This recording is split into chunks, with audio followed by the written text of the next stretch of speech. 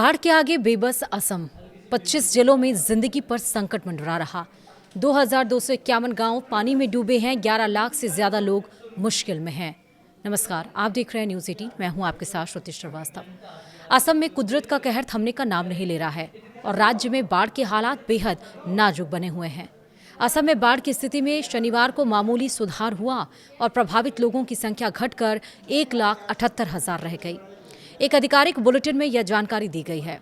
Bulletin के अनुसार हालांकि बाढ़ प्रभावित जिलों की संख्या बढ़कर 7 हो गई है। असम राज्य आपदा प्रबंधन प्राधिकरण यानी कि SDMA के बुलेटिन में कहा गया है कि पिछले 24 घंटे में राज्य में किसी भी व्यक्ति की मौत की सूचना नहीं मिली है और मृतकों की संख्या 82 है। इसमें यह भी कहा गया कि शिवसागर और नुमालीगढ़ यानी कि जिसको गोलाघाट कहते हैं, उसमें दीखौ और धनसिरी नदियों का जलस्तर खतरे के निशान से ऊपर पहुंच गया है। ये बताया गया कि गोलाघाट, शिवसागर, चराईदेव, बाजिली, धेमाजी, सोनितपुर और जोरहाट समेत 7 जिले बाढ़ प्रभावित हैं। वहीं 20 राजस्व मंडल और 349 गांव अभी भी बाढ़ की चपेट में हैं। शुक्रवार को प्रभावित जिलों की संख्या 5 थी और प्रभावित आबादी 1,92,000 थी। बुलेटिन के अनुसार राज्य में कुल 44 राहत शिविर संचालित किए जा रहे हैं, जिनमें लगभग 15,000 विस्थापित लोगों को आश्रय दिया गया है। इसके अलावा 17 राहत वितरण केंद्रों के जरिए 5,569 लोगों को सहायता उपलब्ध कराई जा रही है।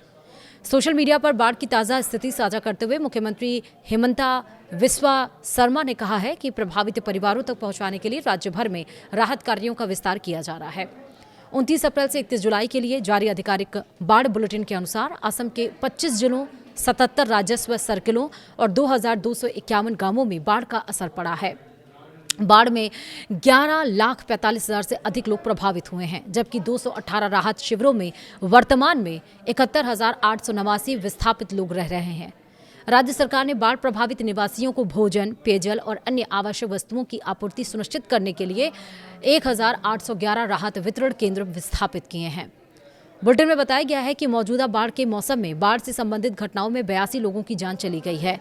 इनमें सबसे अधिक 42 मौतें शिवसागर में हुई हैं। उसके बाद चराईदेव में 21, जोरहाट में 9, धेमाजी में 3, गोलाघाट में 3, कार्बी आंगलोंग में 2, सोनितपुर में 1 और कामरूप में 1 का नंबर आता है। बाढ़ के पानी से आवासीय संपत्तियों को भी व्यापक नुकसान पहुंचा है, जिसमें 2,530 घर पूरी तरह से क्षतिग्रस्त हो गए हैं और 9,668 घर आंशिक रूप से क्षतिग्रस्त हुए हैं।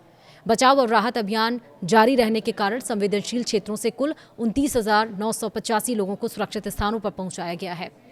मुख्यमंत्री ने दोहराया है कि सरकार की प्राथमिकता प्रभावित क्षेत्रों में राहत, पुनर्वास और सामान्य स्थिति बहाल करना है, जबकि आधिकारिक बाढ़ की स्थिति पर नजर रखे हैं और विस्थापित परिवारों को सहायता प्रदान कर रहे हैं।